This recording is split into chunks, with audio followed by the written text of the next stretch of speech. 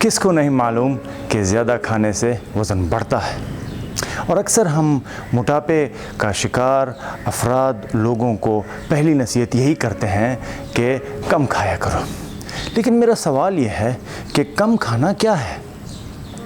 کیا کم کھانا 24 گھنٹوں میں کم نشستوں میں کھانا ہے، یا کم کھانا ایک نشست میں کم کھانا ہے؟ آخر کم کھانا یا زیادہ کھانے کی تعریف کیا ہے؟ اچھا، اگلا سوال یہ ہے کہ اگر زیادہ کھانے کا مطلب ایک نشست میں زیادہ کھانا ہے تو اس کے لیے ہم کون سا پیمانہ استعمال کریں؟ کیا خوراک کا وزن ایک پیمانے کے طور پہ استعمال کیا جا سکتا ہے؟ مثلاً کیا 1 کلو چینی اور 1 کلو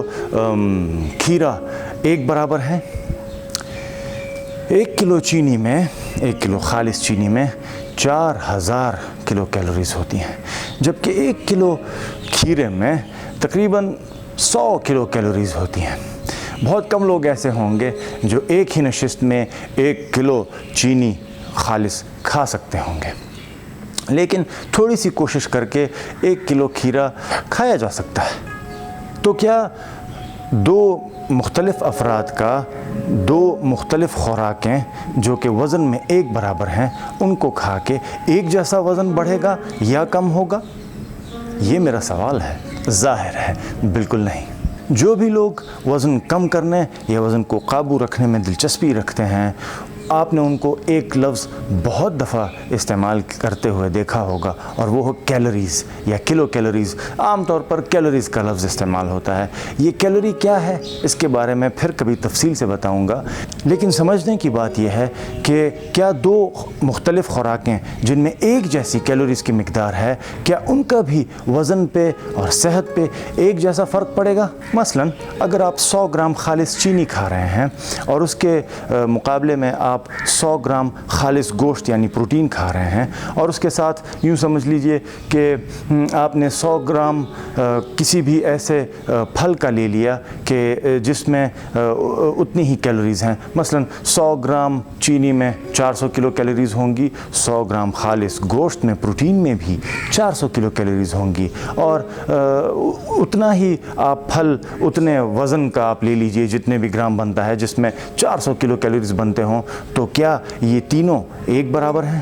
بالکل نہیں،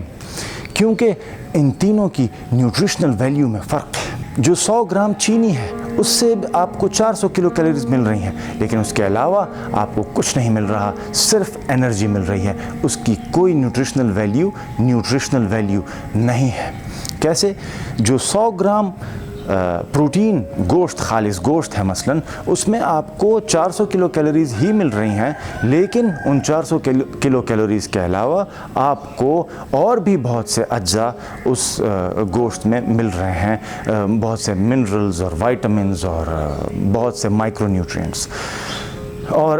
یوں سمجھ لیں کہ کوئی آپ پھل یا سبزیاں لے لیں، ان کی کوئی بھی مقدار یا ان کا وزن جو کہ 400 کلو کیلوریز بناتے ہوں، تو اس میں بھی آپ کو 400 کیلوریز ہی ملیں گے، لیکن ان کی نیوٹریشنل ویلیو زیادہ ہوگی، ان میں وائٹامنز زیادہ ہوں گے، ان میں منرلز زیادہ ہوں گے، ان میں مائکرو نیوٹرینٹس زیادہ ہوں گے۔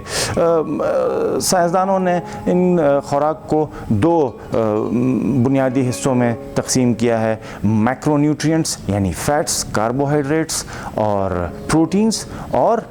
مائکرو نیوٹرینٹس جیسے کہ وٹامنز اور منرلز وغیرہ وغیرہ۔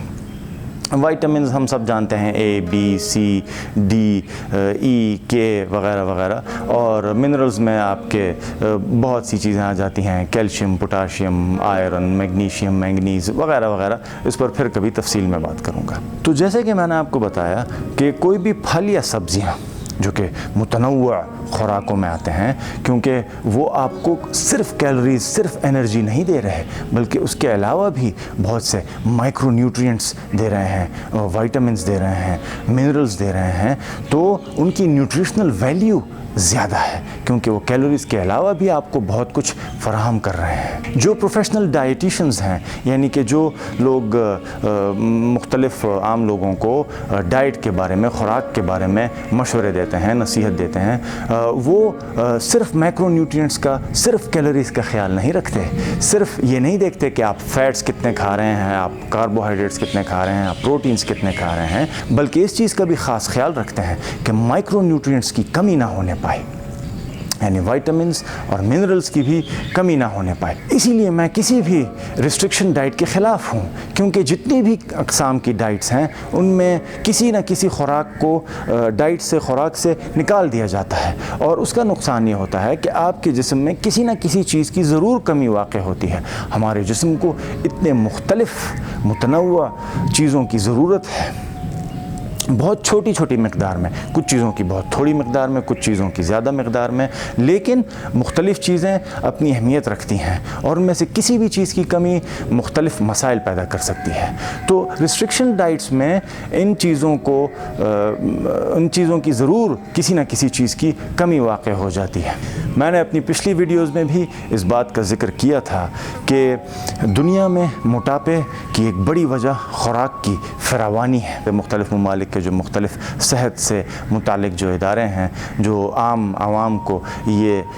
مشورے اور نصیحت دیتے ہیں کہ خوراک میں آپ نے کیا کھانا ہے، کیا نہیں کھانا، وغیرہ وغیرہ، ان کا زیادہ تر جو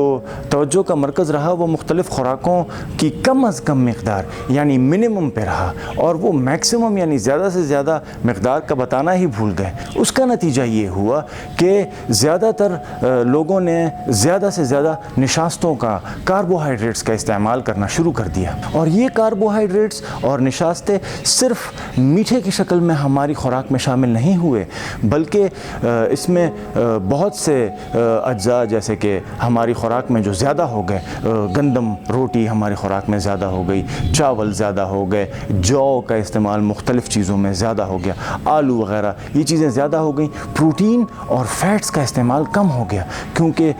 ڈاکٹروں نے بھی عوام کو فیٹس سے، چربی سے ڈرانا شروع کر دیا، کیونکہ ڈاکٹروں کا یہ خیال ہے کہ جو ہم چربی کھاتے ہیں وہ جا کے سیدھا آپ کے دل کی اور دماغ کی اور گردوں کی جو خون کی نالیاں ہیں جا کے سیدھا وہاں پہ بیٹھ جاتی ہیں اور ان نالیوں کو تنگ کر دیتی ہیں۔ جدید تحقیق سے یہ ثابت ہوا ہے کہ ایسا بالکل نہیں ہے۔ تو جب لوگوں نے کاربوہائیڈریٹس یعنی نشاستوں کا استعمال زیادہ کر دیا اور پروٹین اور فیٹس جو کہ مائکرو نیوٹرینٹس سے بھرے ہوئے ہیں، جب ان کا استعمال کم ہو گیا تو اس کا نقصان یہ ہوا کہ ایسے افراد جو انتہائی موٹاپے کا شکار ہیں، شدید موٹاپے کا شکار ہیں، خطرناک موٹاپے کا شکار ہیں، ان میں بھی مائکرو نیوٹرینٹس کی کمی ہو گئی، کیونکہ ان کے خوراک میں تنوع نہ رہا، ان کے خوراک میں مختلف چیزیں شامل نہ ہوئیں۔ اس کے علاوہ جو ساری دنیا میں ایک چھپے ہوئے جو نشاستیں آپ کی خوراک میں شامل ہوئے، آپ کوئی بھی چیز جو آپ کو بازار میں تیار ملتی ہے، کسی بھی سٹور وغیرہ میں، کسی بھی پرچون کی دکان میں، کسی بھی سپر سٹور وغیرہ میں، تو آپ اس کے انگریڈینٹس اور اس کا جو لیبلز ہیں وہ آپ پڑھ کے دیکھیں تو آپ کو پتہ چلے گا کہ ہر چیز میں کاربوہائیڈریٹس جو ہیں وہ شامل کیے گئے ہیں، جو اس چیز میں پہلے سے موجود تھے وہ تو ہیں ہی ہیں اور اس میں شامل کیے گئے ہیں، یعنی ہماری آج کل کی خوراک میں کاربوہائیڈریٹس بہت زیادہ ہیں۔ جیسے کہ میں نے پہلے بھی ذکر کیا، مائکرو نیوٹرینٹس 3 قسم کے ہیں، فیٹس، پروٹینز اور کاربوہائیڈریٹس۔ ایسے بہت سے فیٹس ہیں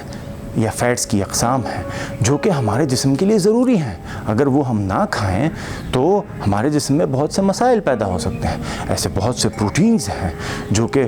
ہم نہ کھائیں تو ہمارے جسم کے لیے بہت سے مسائل پیدا ہو سکتے ہیں، لیکن ایسا کوئی بھی کاربوہائیڈریٹ، ایسی کوئی بھی نشاستی کی قسم نہیں ہے کہ اگر ہم وہ نہ کھائیں تو اس سے ہمارے جسم میں کسی بھی قسم کی کوئی بھی کمی پیدا ہو سکتی ہے۔ یہ ایک انتہائی دلچسپ بات ہے جس کی وجہ سے کچھ عرصے سے جو کیٹوجینک یا کیٹو ڈائٹ ہے اس کو اتنی مقبولیت ملی ہے، لیکن مختلف اتباع کی طرح، مختلف ڈاکٹرز کی طرح میں کیٹوجینک ڈائٹ کے بھی خلاف ہوں، کیونکہ وہ بھی بنیادی طور پر ایک ریسٹرکشن ڈائٹ ہے۔ اس کا مطلب یہی ہے کہ آپ نے جو کاربوہائیڈریٹس ہیں وہ بالکل اپنی جتنا ہو سکے وہ اپنی خوراک میں کم کر دینے ہیں اور فیٹس زیادہ کر دینے ہیں اور پروٹینز کی ایک مناسب مقدار لینی ہے۔ तो ये भी एक रिस्ट्रिक्शन डाइट हो गई। कहते हैं कि you are what you eat, यानी हम जो कुछ खाते हैं हम वैसे ही बन जाते हैं। हमारी खुराक में अगर तनव्वुअ होगा, हमारी खुराक अगर अच्छी होगी, अगर सेहतमंद होगी, तो हमारी सेहत पर उसका असर पड़ेगा। उसका असर न सिर्फ हमारे वज़न पर पड़ेगा बल्कि हमारी जिस्मानी और जहनी और नफ्सियाती सेहत पर भी उसका इंतहाई अहम असर पड़ेगा। खुराक में तनव्वुअ और उस पर काबू रखना इंतहाई ज़रूरी है, न सिर्फ वज़न के लिए बल्कि बेहतरीन सेहत के लिए भी। आज के लिए बस इतना ही। मेरी ये वीडियो देखने और सुनने के लिए बहुत बहुत शुक्रिया।